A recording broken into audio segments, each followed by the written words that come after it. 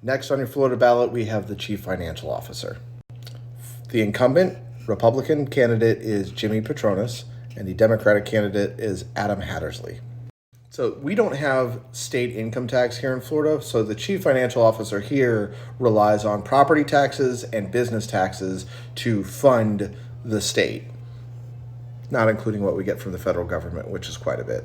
But their job is to make sure that companies are in compliance with the rules in the state, that the money is set aside to prepare for hurricanes, things like that, as well as track coronavirus, insurance fraud, that kind of stuff. So tracking and enforcing those laws all falls under the CFO's title.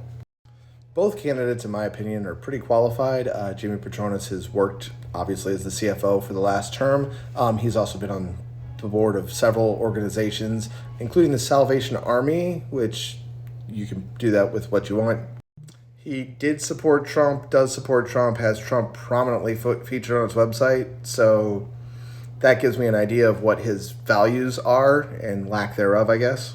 So I don't know how to feel about this guy. It's an old white man. So am I. Adam Hattersley is a veteran, so that's put a check mark in that box for you.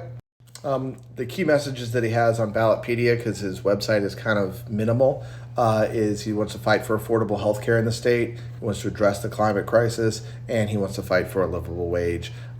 We are going to get a $15 minimum wage here in the next few years. He'd like to institute that earlier. And then he also wants to put in a cost of living adjustment tacked to minimum wage, so that it automatically goes up with inflation and everything else. Something the federal government used to do until they stripped that away 40 years ago or more. He's also a strong union supporter, which puts him in the right side of that argument for me. So there are your CFO candidates. I will obviously be voting for Adam Hattersley because at least his stances, he doesn't have Trump on his website. That's enough for me.